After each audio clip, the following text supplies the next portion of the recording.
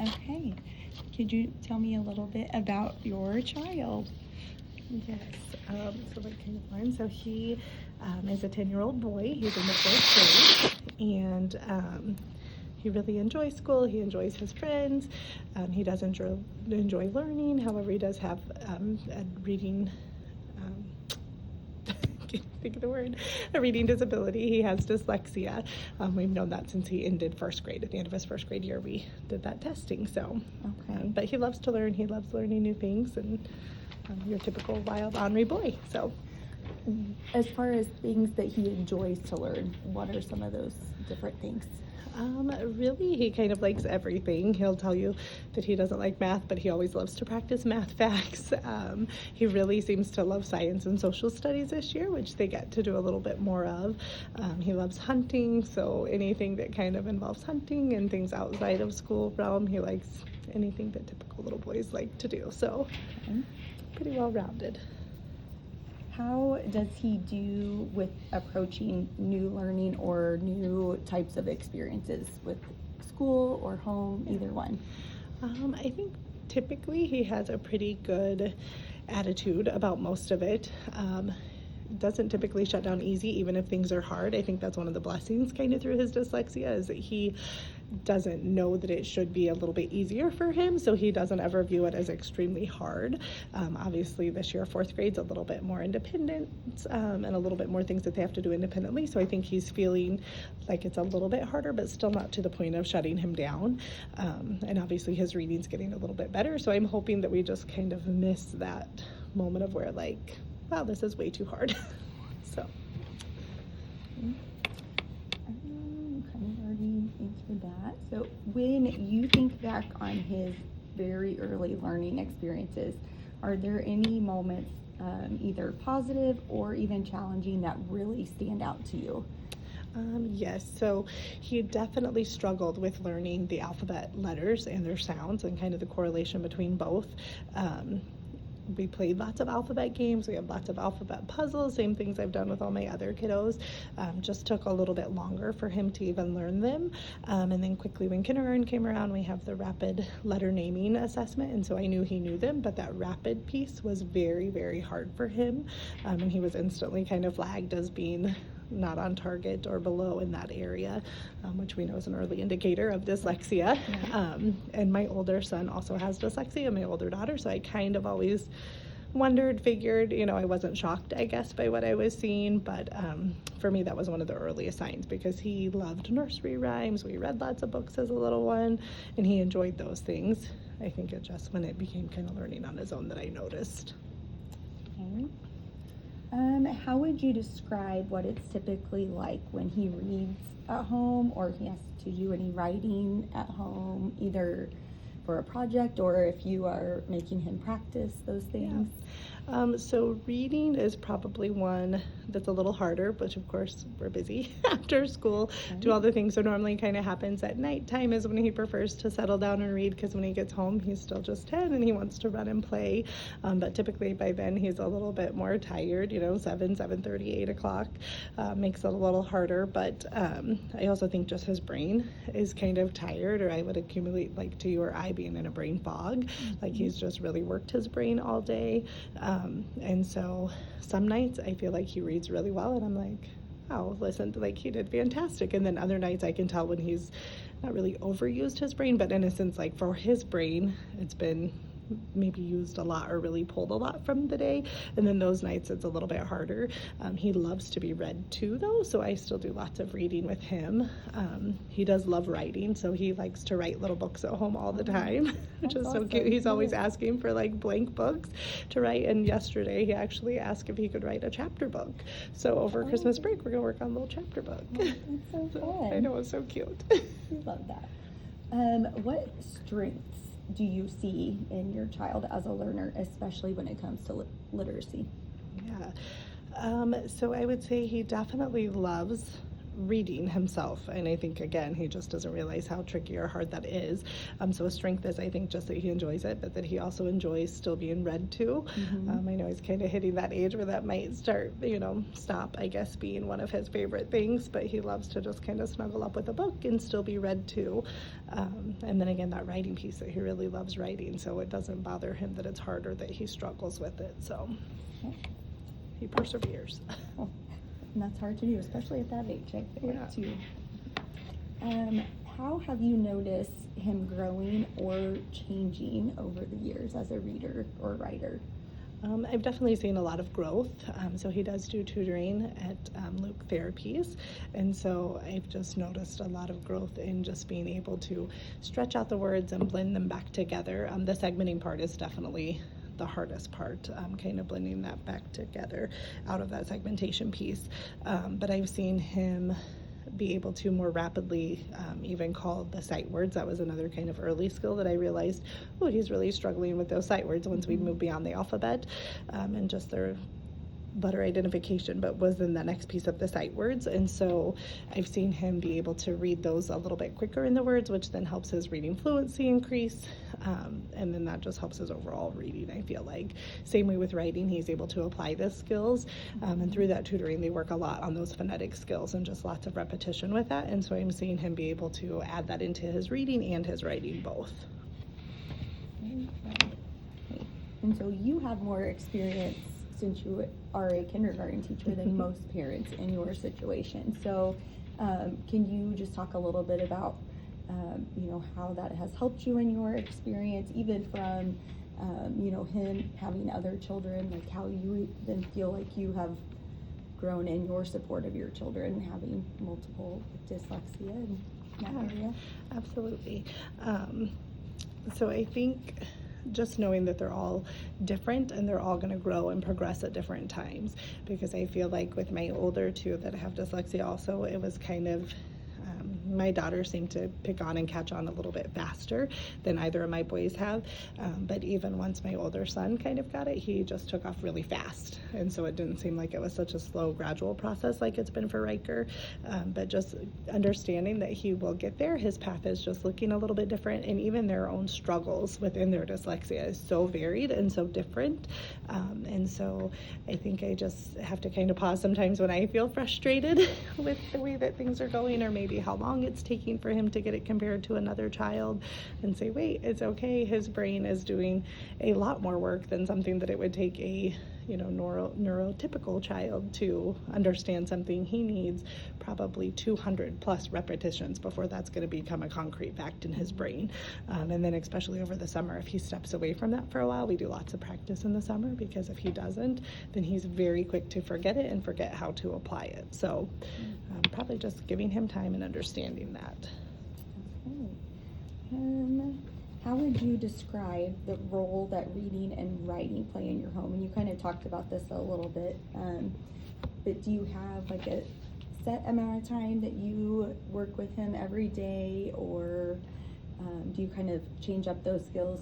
Today we're doing more reading versus maybe Tuesday, Thursday, you're doing more writing with him, kind of thing? I would say our biggest goal, or biggest thing that we work on is that reading piece. Just he likes to do the writing on his own, so it's not something I ever have to push with him so much as it is the reading. So typically, depending on our evening, we normally read, like I said, right around 7:30, 8 o'clock, depending on when bedtime's gonna fall. Just kind of a nice way to kind of wind down the night. And then he has a goal that he has to reach for his QR goals, or his AR goals, sorry. And so we read tight, kind of like right now we're on a tight timeline of like one book a week, which really feels like a lot. So it's kind of, we read maybe 2 chapters, and then I will read the 3rd chapter to him, because it's about 3 chapters a night that we have to read. So it's about 30 to 45 minutes of reading with him, which doesn't sound like a lot on the part of a day, but when you're thinking of that after being at school all day, that's a long time. That's a long time. So that's kind of our goal. And then I'm not a big pusher on Saturday and Sunday. Obviously, he goes to church and he's reading his Bible at church, and he's always excited to share there too, and to read out loud doesn't ever seem to bother him. So he's getting practice in that way. But I feel like you've kind of touched on my next couple questions. So what challenges, if there are any, make it harder to support literacy at home?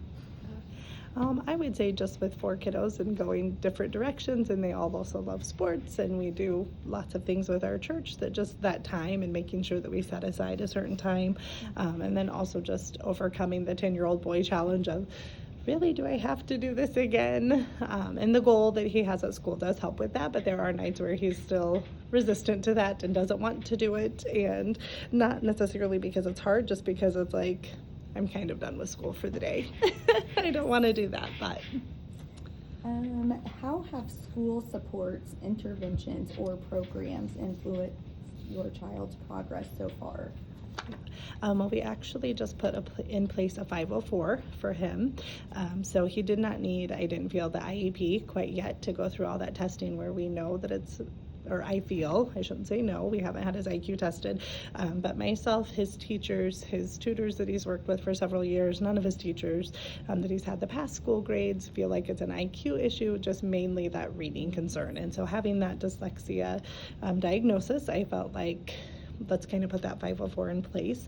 And so that support just kind of offers him extra time for testing. It allows teachers to help read the questions to him as needed, as long as it's not a reading test. And so I think that that's kind of helping him, gain confidence, but also feel like he can do it. And he's not a child who loves to be pulled out. He's obviously been in title reading because he hasn't met those benchmarks of his classmates and peers yet.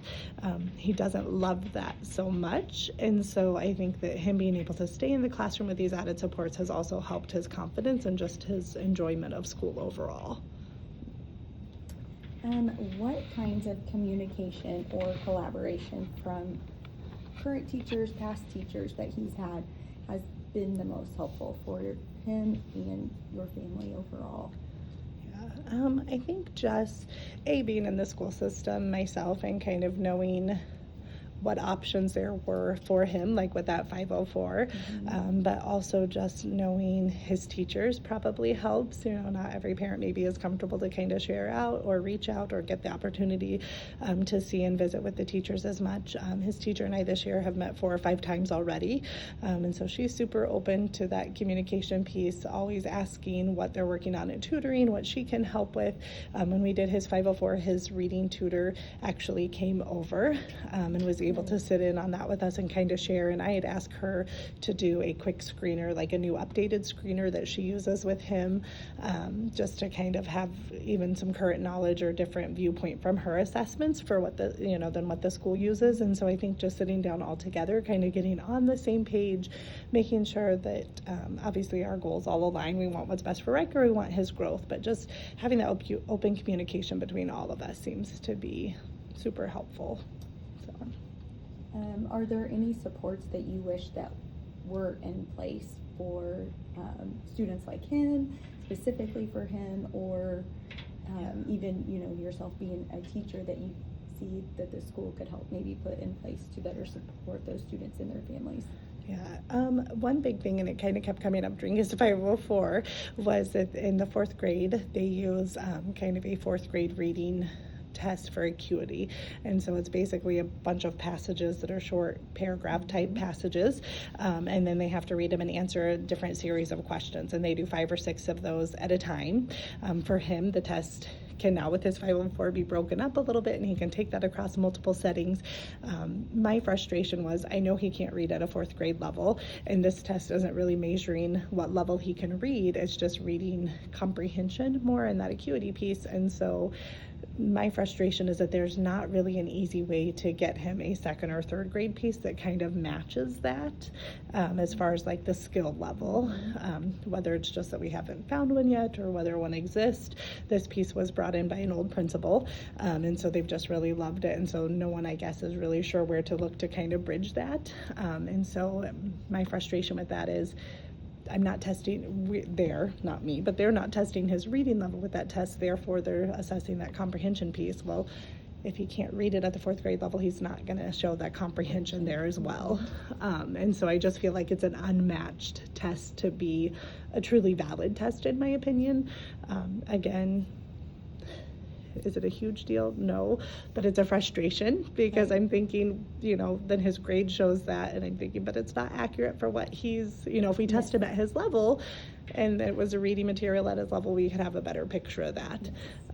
So little things like that. I do think there are a lot of technology pieces that are out there, which I'm not a huge technology pusher, but at the same time, for a child with dyslexia and all of the hardships, I think that we're finding more things that are helpful, that would take some of that pressure off, and especially as he moves into like 5th, 6th, 7th, and 8th grade, depending on how quickly his little brain picks up and makes all those connections, those will be super helpful.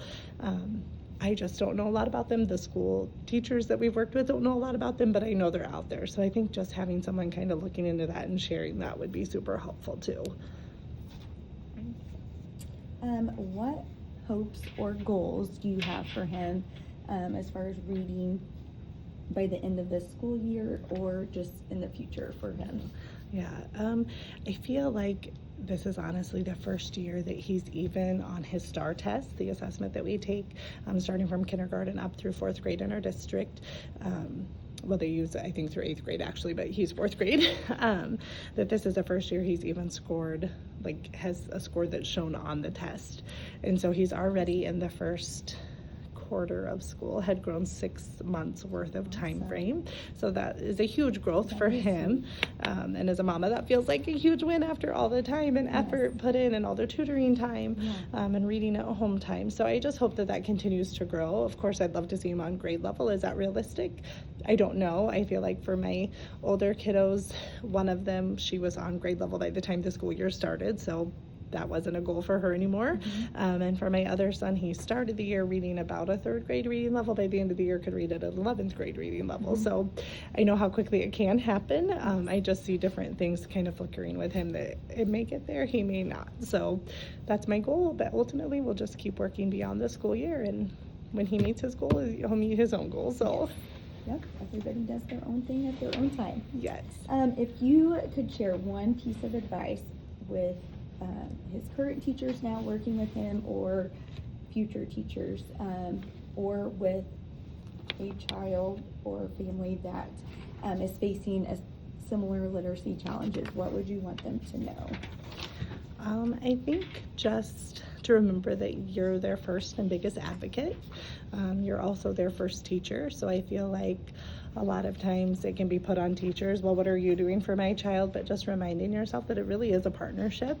And I always like to say, I told my kindergarten parents themselves, I will match your effort, I will go above and beyond it, but you also have to help. And so I feel like making sure that we're doing that at home or to other people who are doing that, make sure that you're putting in as much effort to match. And every kiddo is different, and what has maybe worked for even your friend and their child with a reading disability or some sort, or writing or whatever it may be, that it's not the same for every child, and there's no kind of cookie cutter situation to fix that. It just truly depends on your child and their brain and how those connections are made, but also to not get so hard on them or yourself, because typically those kiddos try way harder than their peers to get something that typically just comes so easy. So, I think in the earlier stages, it's easy for teachers or for even parents to get frustrated with them and feel like they're just not giving their effort or their best of themselves. And a lot of times that's not the case. It's just that it takes so much more for their little brains to process what is going on.